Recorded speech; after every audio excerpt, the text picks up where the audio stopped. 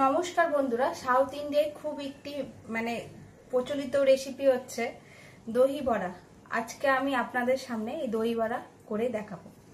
উড়দ ডাল নিয়ে নিয়েছি, এটিকে রাত্রের মধ্যে ভিজিয়ে রেখেছিলাম প্রায় 4-5 ঘন্টার মতো।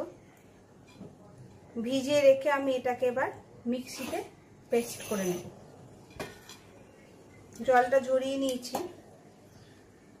এই যে ডালটাকে আমরা পেস্ট করে নেওয়ার পর এইরকম হলো,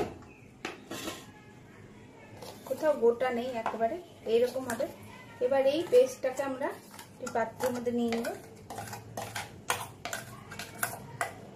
পেস্টটা ঠিক এরকমই হবে, খুব গাঢ় না, খুব পাতলা না। এই ডালের পেস্টের মধ্যে আমরা এবার সামান্য একটু বেকিং পাউডার দিয়ে দেব, 1/2 চামচের মতো। 2 চামচের মধ্যে এর মধ্যে সুজি দিয়ে দেব।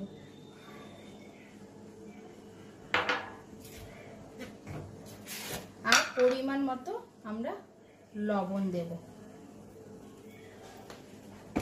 নিয়ে আমরা 8 থেকে 9 মিনিট আমরা এটাকে হাত দিয়ে এরকম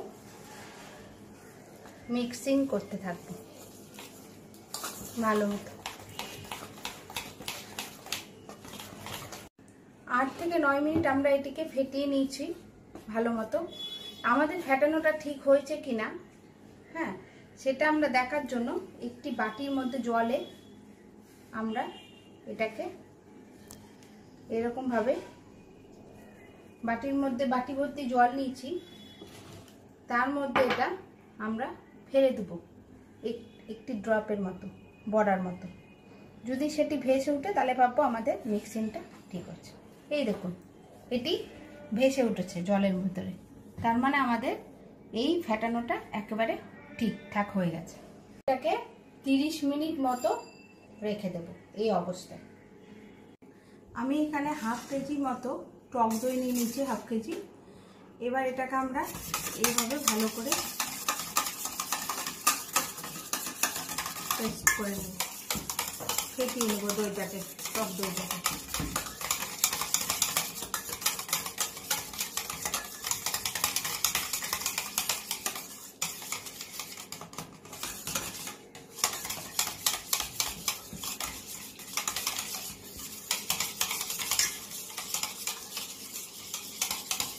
দইটা যাতে দানা দানা হয়ে না থাকে, ভালো করে ফেটিয়ে নেব 5 মিনিট মতো।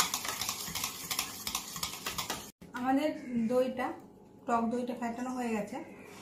এবার আমরা এর মধ্যে একটু বিট লবণ দিয়ে দেবো পরিমাণ মতো।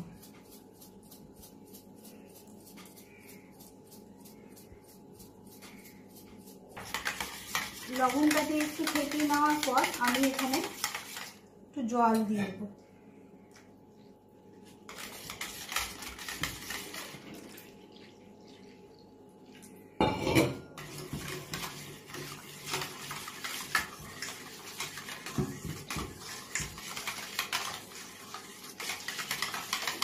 আমার মনে হচ্ছে আরেকটু জল লাগবে, আমি আরেকটু জল দেব।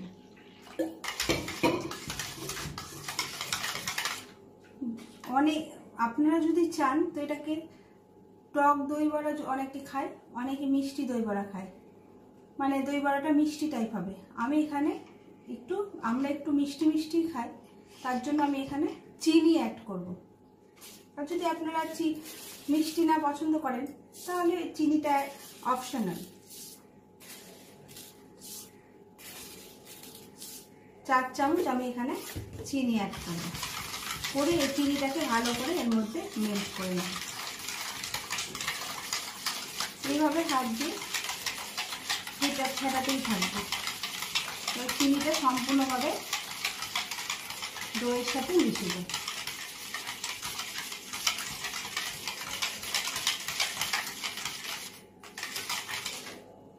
আমি এখানে কড়াইয়ের মধ্যে সানফ্লাওয়ার হোয়াইট অয়েল তেল নিয়েছি। হোয়াইট অয়েল নিয়ে গরম হতে দিয়েছি। আর এখানে একটি পাত্রে আমি একটুখানি জল গরম করব। তেলটা গরম হয়ে গেছে। এবার আমরা এই দই বড়ার যে পেস্টটা আছে, যেটা ডালের, এটা আমরা বড়ি দেওয়ার মতো এরকম তেলের মধ্যে দিয়ে দেব।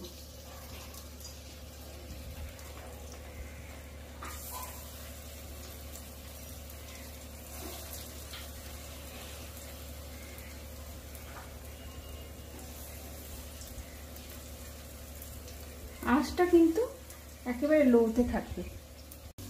আমাদের এক সাইডটা ভাজা হয়ে গেছে, এবার আমরা সব বড়াগুলোই অপর সাইড করে দিলাম। আমাদের বড়াগুলো দুই সাইডই হয়ে গেছে, এবার আমরা এগুলো তুলে নেব। এইরকম হবে ভাজাগুলো। তুলে নিয়ে আমরা এখানে যে হালকা গরম জল করে রেখেছিলাম, খুব সামান্য গরম, তার মধ্যে আমরা এগুলো সব দিয়ে দেব।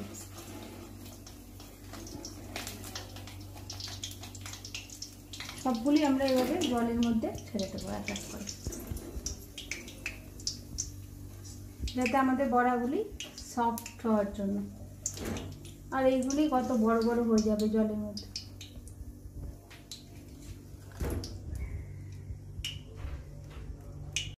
এই যে আমরা এবার এই বড়াগুলি যে জলের মধ্যে ভিজিয়ে রেখেছিলাম হালকা গরম জলে, এই বড়াগুলি হাতের মধ্যে নেব, নিয়ে এবার হালকা হাতে এরকম করে জলগুলিকে চিপে না যেন হালকাভাবে এরকম করে প্রেস করবো চারিদিক থেকে, জলগুলি পড়ে যাবে। নিয়ে আমরা এই দইটার মধ্যে দিয়ে দেবো। এইভাবে প্রত্যেকটা বড়াই আমরা এইভাবে করে হালকা হাতে প্রেস করে নেব। জলটাকে বেরিয়ে নিয়ে আমরা দইয়ের মধ্যে দিয়ে দেব। সেম ভাবে আমরা প্রত্যেকটা বড়াই করে নেব। এবার আমি কড়াইয়ের মধ্যে সর্ষের তেল নিয়েছি কিছুটা, নিয়ে আমি এর মধ্যে তেলটা গরম হয়েও গেছে, আমি সর্ষে ফোড়ন দেব। দিয়ে এর মধ্যে 5টা শুকনো লঙ্কা আমি দিয়ে দেবো, আর কিছুটা কারি পাতা আমি এর মধ্যে দিয়ে দেবো। কারি পাতা আগে থেকে ধুয়ে রেখেছি। এইগুলি দিয়ে আমি কিছুক্ষণ ভালো মতো ভেজে নেব।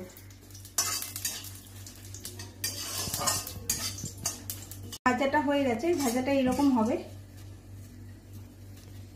ভাজাটা এরকম হবে। এই ভাজাটা সহ এখানে এই দই বড়াগুলির মধ্যে এইভাবে সম্পূর্ণটা